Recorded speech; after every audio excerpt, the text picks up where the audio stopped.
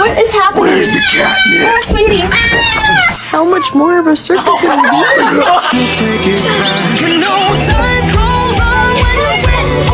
Oh my god, I'm so glad I'm out here. Oh my god! This is what happens to red kitties.